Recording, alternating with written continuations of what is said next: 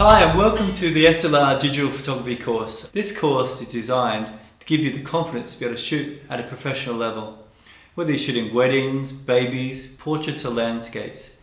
In this course we cover the fundamentals of digital photography, including a hands-on approach of the different settings on your camera.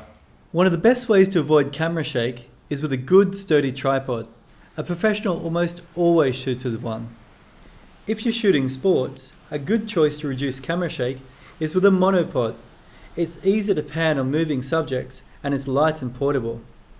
Next step is to try to remove yourself away from the camera with a shutter release. It's a simple, affordable solution. Holding your camera properly is one of the easiest ways to reduce camera shake, and many people seem to get it wrong. Some of the best long exposures I've done at night have been handheld without a tripod. You get to a really nice scene, you're there with your camera, you don't have a tripod, so what do? I'll show you this quick, easy method where you can get 5 to 10 second exposures at night without a tripod. One of the biggest differences between a normal photo and a work of art is your composition. One of the first rules to learn is the rule of thirds. This dates back thousands of years and is sometimes referred to as the golden section. In your viewfinder, draw 2 horizontal lines and 2 vertical lines. Most cameras have this grid inbuilt into their camera and you only need to switch it on. You'll find that most cameras have 3 to 4 different metering modes: evaluative or multi-metering, partial metering, spot metering, and center-weighted metering. We'll focus on the 3 main modes.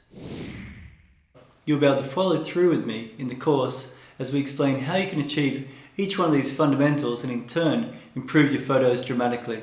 We'll also give you the different tricks that professionals use to make sure they always have that perfect shot. Getting the right exposure is up to you and what you want to be doing with your exposures creatively. Here I'm going to be shooting a couple of different exposures using a wide aperture and a small aperture.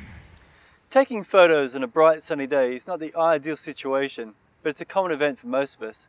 So let's look at some ways that we can combat this bright sun. I'm using today one of these. It's a 5-in-1 reflector. You'll find they're invaluable. I'm starting out here with using the diffuser part of the reflector kit to diffuse the sun. You need to get that diffuser between the sun and your subject. Have a look in this example. The original photo was good, but by cropping closer and using the rule of thirds, the composition looks better and you can really focus in on the expression of the surfer.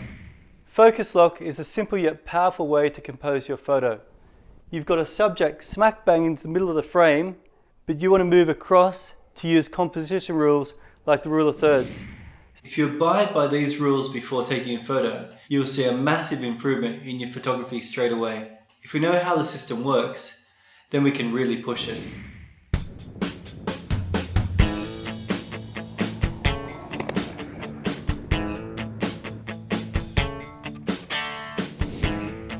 Camera modes are like your gears in a car. You wouldn't know how to drive if you didn't know how to shift gears, so let's look at what each different mode does and how we can use it.